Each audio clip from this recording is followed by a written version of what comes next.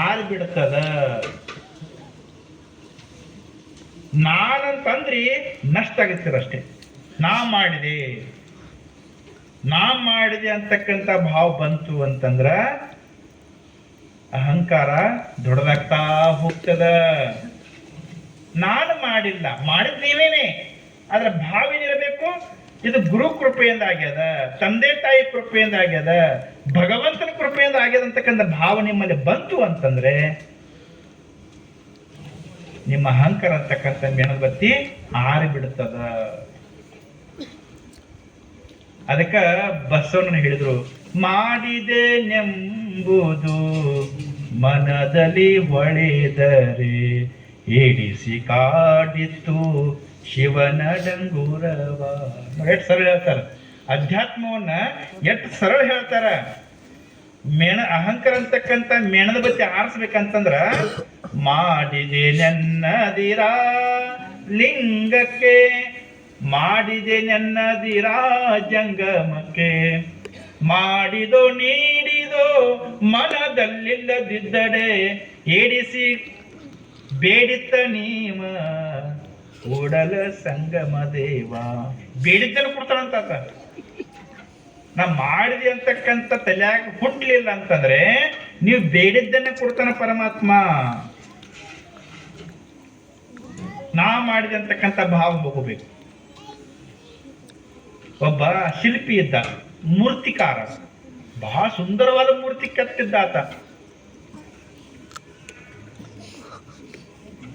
ಹೆಂಗಂತಂದ್ರ ಈಗ ಸಂಗಾಪುರ ಅಂತ ತಿಳ್ಕೊಳ್ಳಿ, ಸಂಗಾಪುರ ಮೂರ್ತಿ ಕೆತ್ತಿದಂತಂದ್ರ ಸಂಗಾಪುರ ಪಕ್ಕದಾಗ ಮೂರ್ತಿ ಇಟ್ರ ಇದು ಸಂಗಾಪ ಯಾರು ಮೂರ್ತಿ ಯಾರು ಗೊತ್ತಾಗ್ತಿರ್ಲಿಲ್ಲ. ಅಷ್ಟು ಸುಂದರವಾದ ಮೂರ್ತಿ ಕೆತ್ತಿದ್ದ ಆತ. ಎಲ್ಲಾ ಕಡೆ ಮೂರ್ತಿಗೆ ಬೇಡಿಕೆ ದೇಶ ವಿದೇಶಗಳಲ್ಲಿ. ಯಾಕೆ? ಸೇಮ್ ಅದೇ ವ್ಯಕ್ತಿನೇ ಕುಂತಾನಂತ ಅನಿಸ್ತಿತ್ತು.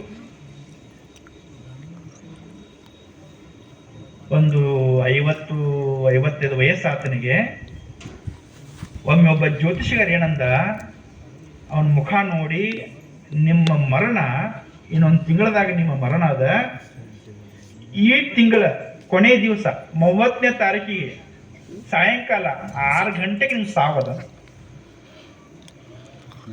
30ನೇ ತಾರೀಕು, ಈ ತಿಂಗಳ 30ನೇ ತಾರೀಕು ಕೊನೆಯ ದಿವಸ ಸಾಯಂಕಾಲ 6 ಗಂಟೆಗೆ ಸೂರ್ಯ ಮುಳುಗುವಾಗ ನಿಮ್ಮ ಸಾವದ. ಅವಾಗ ಅವೇನು ಮಾಡ್ತಾನ, ಗಾಬರಿಯಾಗಿ ಬಿಡ್ತಾನ, ನಾ ಸಾಯಬಾರ್ದು. ಯಾಕೆ ಇನ್ನೂ ಬಹಳ ಮಂದಿ ಮೂರ್ತಿ ಮಾಡಿ ಕೊಡ್ಬೇಕಾಗ್ಯದ.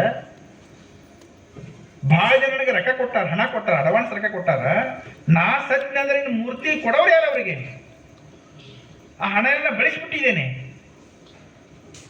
ಕೊಟ್ಟ ಮಾತಿ ತಪ್ಪಬಾರದು, ನಾನು ಇನ್ನು ಬದುಕಬೇಕಂತ ತಿಳ್ಕೊಂಡು ಅವೇನು ಮಾಡಿದ ಅಂತಂದ್ರ, ಒಂದ್ ತಿಂಗಳಿತ್ತಲ್ಲ, ಒಂದ್ ತಿಂಗಳದಾಗ ರಾತ್ರಿ ಹಗಲ ಒಂದ್ 12 ಮೂರ್ತಿ ಕೆತ್ತ ತನ್ನ ಹಂಗ, ಸೇಮ್ ತನ್ನ ಹಂಗ. ಅದೇ ಮೂಗ, ಅದೇ ಕಣ್ಣ, ಅದೇ ಬಣ್ಣ, ಅದೇ ಕೂದ್ಲ. 12 ಮೂರ್ತಿ ಕೆತ್ತಾನ. 30ನೇ ತಾರೀಕು ಬಂತು, ಸಾಯಂಕಾಲ 6 ಗಂಟೆ ಆಗ್ಯದ. ಈ ಕಡೆ 6 ಮೂರ್ತಿ ಇಟ್ಟಾನ, ಈ ಕಡೆ 6 ಮೂರ್ತಿ ಇಟ್ಟಾನ. ನಡಕ್ತಾ ಕುಂತಾನ ಮೂರ್ತಿ, ಕುಂತಾನ. ಎಷ್ಟು ಮೂರ್ತಿ ಅದು ಇಲ್ಲಿ? 13 ಮೂರ್ತಿ ಆಗ್ಯಾವ. ಇವನು ಮೂರ್ತಿ ಹೆಂಗ್ ಕುಂತಾನ, ಕಣ್ಣು ಬಿಡಿಸ್ತಾ ಇಲ್ಲ. ಯಮದೂತ್ರ ಬರ್ತಾರ,